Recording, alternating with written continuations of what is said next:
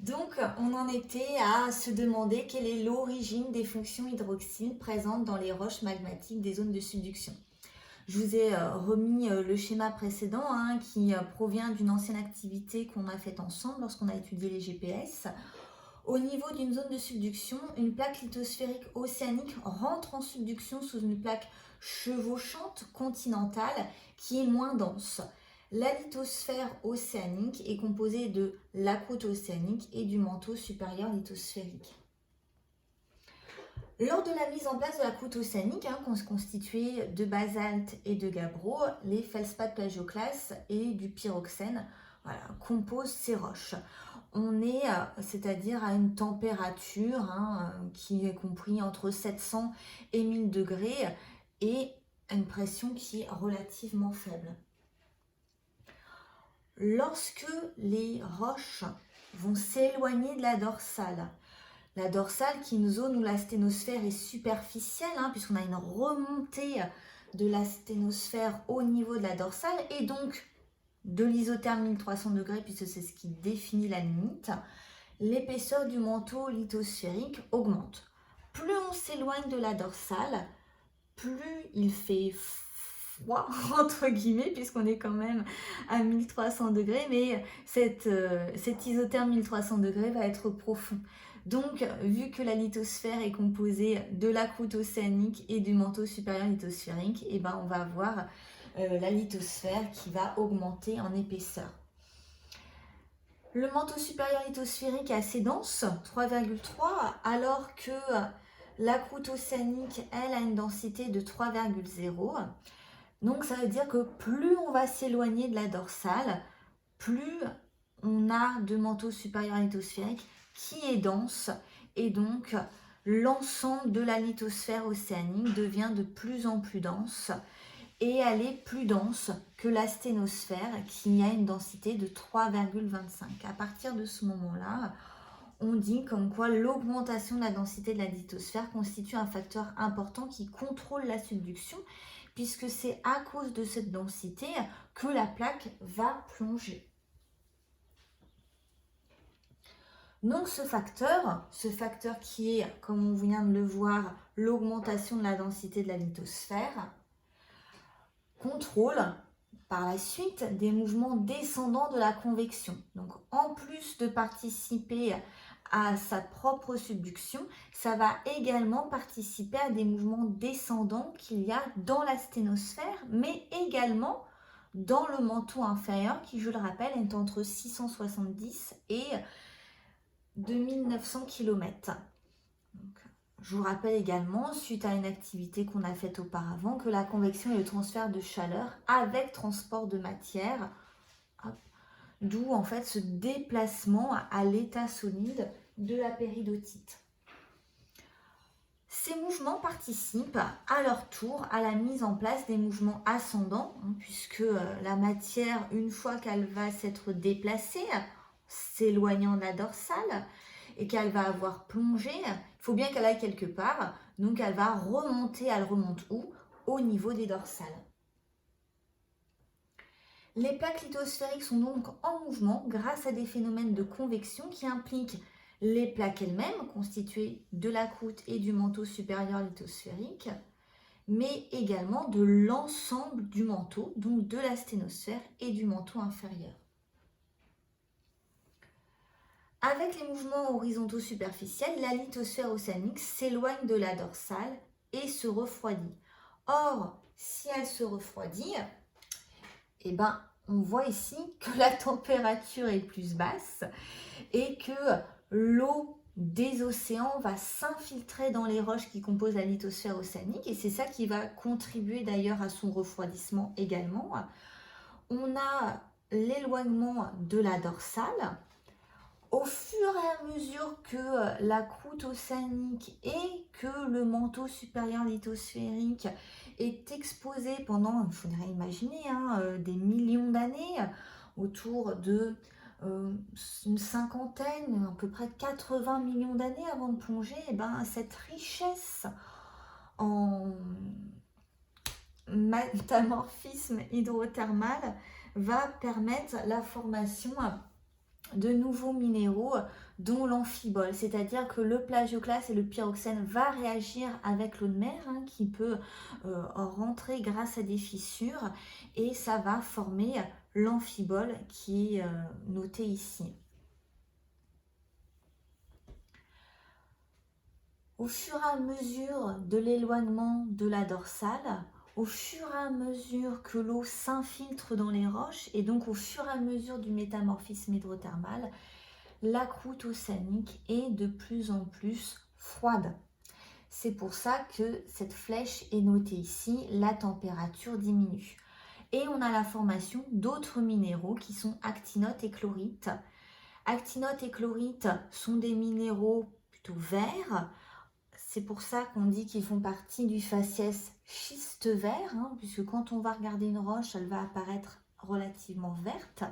Un faciès, qu'est-ce que c'est? Ou des schistes, qu'est-ce que c'est? En fait, ça correspond à un ensemble de roches qui va être stable pour une température donnée et une pression donnée. Lorsque la température et la pression vont trop varier, les minéraux vont se déstabiliser, ils vont se transformer en d'autres minéraux. Ces minéraux nouvellement formés, ils ont des densités plus élevées que les minéraux d'origine des roches de la croûte océanique. Le métamorphisme hydrothermal est également responsable de l'augmentation de la densité de la lithosphère océanique, comme on l'avait vu auparavant, puisque c'est une diapo ici qui est reprise d'une ancienne activité qu'on a faite ensemble. Quand je vous disais comme quoi on avait pour telle pression, telle température, des minéraux qui étaient présents, qui étaient stables, c'est ce qu'on voit par exemple ici, plagioclaste et amphibole, qui vont réagir de plus en plus avec l'eau et ça va permettre la formation de nouveaux minéraux, chlorite et actinote, au profit des minéraux qui existaient auparavant. Ces minéraux, qui sont donc amphibole, chlorite et actinote, présentent des fonctions ou des groupements hydroxyle OH, que ce soit dans le métagabbro à amphibole ou dans le métagabbro à chlorite et actinote qu'on appelle autrement faciès schiste vert.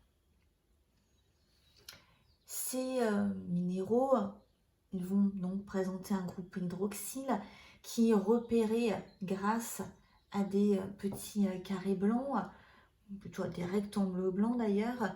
Et on voit que la chlorite est plus hydroxylée que l'amphibole. Les roches de la croûte océanique sont donc de plus en plus riches en groupes hydroxyle au fur et à mesure de leur éloignement de la dorsale. On va arriver au moment où la densité des roches qui constituent la lithosphère océanique est tellement importante qu'elle va être supérieure à la densité de la sténosphère. Et dans ces cas-là, les métagabbros composés de chlorite et d'actinote vont subir une augmentation de la pression et de la température. C'est ce qu'on appelle la subduction. Les minéraux nouvellement formés, présents ici, chlorite et actinote, ne sont pas stables dans de telles conditions et vont donc se transformer. La lithosphère océanique, lors du plongement, va s'enfoncer dans la sténosphère et va suivre le géotherme des zones de subduction notées en rose sur le graphique ici. C'est-à-dire que on va avoir par exemple lors de la subduction pour une pression qui correspond à une profondeur de 1000 mégapascales, une température qui est proche de 300 degrés Celsius. On a l'apparition de nouveaux minéraux au fur et à mesure de la subduction.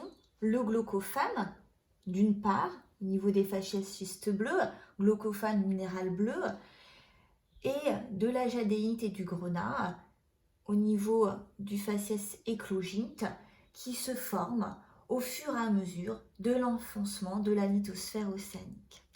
Or, ces nouveaux minéraux, que ce soit le glaucophane, le grenat ou la jadéite, sont des minéraux qui présente que peu de fonctions hydroxyle.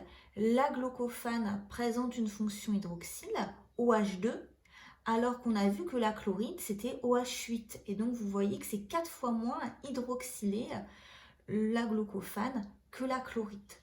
Ça veut dire que les minéraux perdent leur groupement OH. C'est ce qu'on voit ici. Vous avez le graphique qu'on a précédemment étudié ici. Et à côté, vous avez le trajet en termes de température, de pression et de profondeur des roches qui sont formées au niveau de la dorsale ici. Au fur et à mesure de l'éloignement de la dorsale, la croûte océanique et le manteau supérieur lithosphérique, l'ensemble constituant la lithosphère océanique, vont se refroidir et vont, grâce au métamorphisme hydrothermal, s'enrichir en eau, c'est-à-dire en groupement hydroxyle, grâce à l'apparition de l'amphibole, de la chlorite et de l'actinote. La densité va être telle qu'on va avoir un plongement de la lithosphère océanique. Et les minéraux qui vont s'être formés vont être déstabilisés à cause de la température qui augmente et surtout de la pression qui est très importante. Donc, ces minéraux nouvellement constitués vont perdre les fonctions hydroxyles qui étaient présentes auparavant. C'est ce qui est noté ici.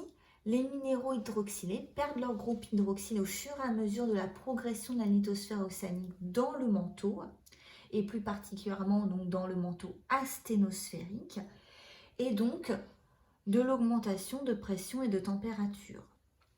Ces groupes hydroxyles vont fusionner ensemble et former des molécules d'H2O d'eau.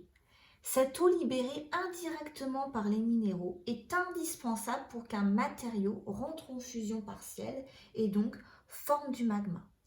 À partir de ces études, on peut se demander quelle est l'origine du magma dans les zones de subduction, c'est-à-dire, on peut se poser la question, est-ce que c'est directement la croûte océanique qui fusionne une fois qu'elle est en subduction, ou est-ce que ce sont les groupements hydroxyles qui sont libérés par les minéraux de la croûte océanique, qui est en subduction, qui vont contribuer à la fusion partielle d'une autre roche?